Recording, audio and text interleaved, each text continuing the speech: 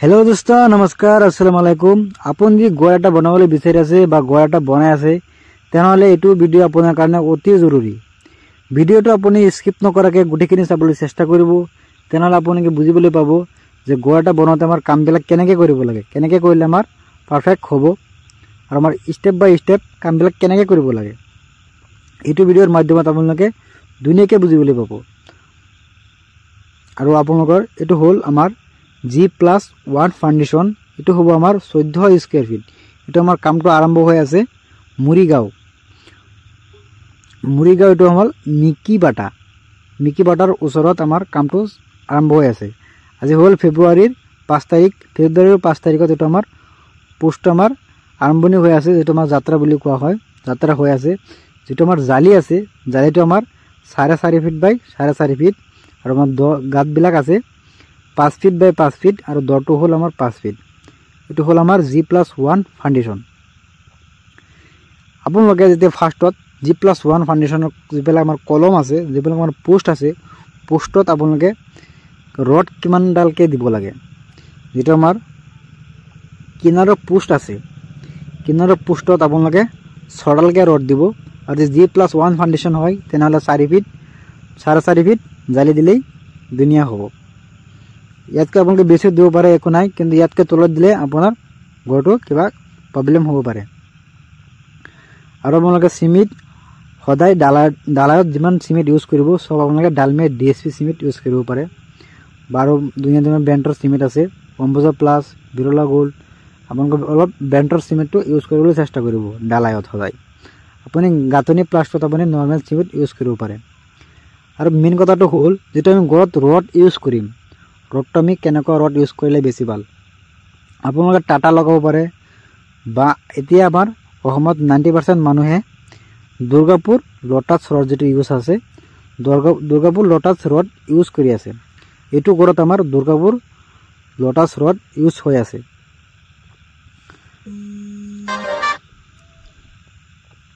आरो जेटु आमार गिटी आछे, गिटिটো आपनलोके 3-4 डाउन यूज करिब। 3-4 डाउन बा 3-4 यूज करिले आपनार एको नाइ। भिडिओটো चाइ ভাল লাগিলে চেনেলটো সাবস্ক্রাইব কৰি দিব আৰু বেল আইকন বজাই দিব আৰু কিবা জানিব লগা হলে আপোনালোকে কমেন্ট কৰিব। এটো আমাৰ কাম চলি আছে মুৰিগাঁও মিকি বাটাৰ ওচৰত। কোনোবা যদি মুৰিগাঁৱৰ পৰা ভিডিও চাই আছে তেনেহলে কমেন্ট কৰিব, বা কোনোবা যদি মুৰিগাঁৱৰ পৰা বহুত মানে মোৰ লগত কন্টাক্ট কৰিবলৈ বিচাৰি আছিল মুৰিগাঁৱত মোৰ মই ঘৰ এটা বনাম তেনেহলে আমাৰ লগত কন্টাক্ট কৰিব পাৰে। আপোনালোকে স্ক্ৰীনত দেখিবলৈ পাই আছে এটো হল আমাৰ কন্টাক্ট নম্বৰ। আপোনালোকে যিকোনো বিষয় আপোনালোকে কল কৰিব পাৰে, এনি প্ৰবলেম হলে আপোনালোকে কল কৰিব পাৰে। আমাৰ এটা ওয়েবসাইট আছে, এটা আমি ডিসক্ৰিপশনত দি দিম। লো কষ্ট কনস্ট্ৰাকচন, কম খৰচত ঘৰ নিৰ্মাণ, কম খৰচত ঘৰ কেনেকৈ নিৰ্মাণ কৰিব পাৰে এটা আমাৰ ওয়েবসাইট আছে, আপোনালোকে ওয়েবসাইটটো ভিজিট কৰিব পাৰে। থ্যাংক ইউ সো মাচ। নেক্সট ভিডিওত লগ হ'ব। কিবা জানিব লগা হলে আপোনালোকে কমেন্ট কৰিব। এটা আমাৰ কাম মুৰিগাঁৱত চলি আছে। আৰু নেক্সট মাহত এইটো মাহতে আমাৰ কলিয়াবৰত আমাৰ কাম আৰম্ভ হ'ব। কলিয়াবৰ পৰা যদি কোনোবাই ভিডিওটো চাই আছে তেনেহলে কমেন্ট কৰিব। আমাৰ কলিয়াবৰ, ৰহা, নগাঁও, ৰাইডিং এটামাত বহুত কেইটা আমাৰ কাম চলি আছে। কোনোবাই যদি ৰহা বা কলিয়াবৰৰ পৰা বা নগৰ পৰা বা ৰাইডিঙৰ পৰা যদি কোনোবাই বৰদুৱাৰ পৰা যদি কোনোবাই ঘৰ বনাবলৈ বিচাৰি আছে তেনেহলে আমাক কন্টাক্ট কৰিব পাৰে। এটো হল আমার 14 স্কয়ার ফিট হাউস প্লেন। এটা 14 স্কয়ার ফিটত আমার অল টোটাল ফিনিশিং কৰিবলৈ হলে ইয়াত আমাৰ টোটাল কষ্ট আইব। একবাৰ লাক্সাৰি ফিনিশিং কৰিব লগা হলে আপোনালোকে 30 লাখ টাকা আমার টোটাল কষ্ট আইব। 30 লাখ টাকা হলে আমার ইয়াত পুরা লাক্সারি গ্রাউন্ড ফ্লোর কমপ্লিট তো হবো। অকল গ্রাউন্ড ফ্লোর 30 লাখ টাকা হলে অল টোটাল কমপ্লিট হৈ যাব। আৰু তো অকল নৰমাল ফিনিশিং দিব বিচাৰি আছে তেনেহলে 14 স্কয়াৰ ফিট আপোনালোকে 25 লাখ টাকাত আপোনালোকে ধুনীয়াকৈ ফিনিশিং দিব পাৰিব।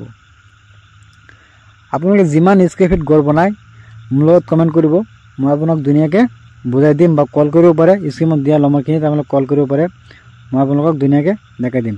থ্যাংক ইউ সো মাচ। নেক্সট ভিডিওত লগ হ'ব।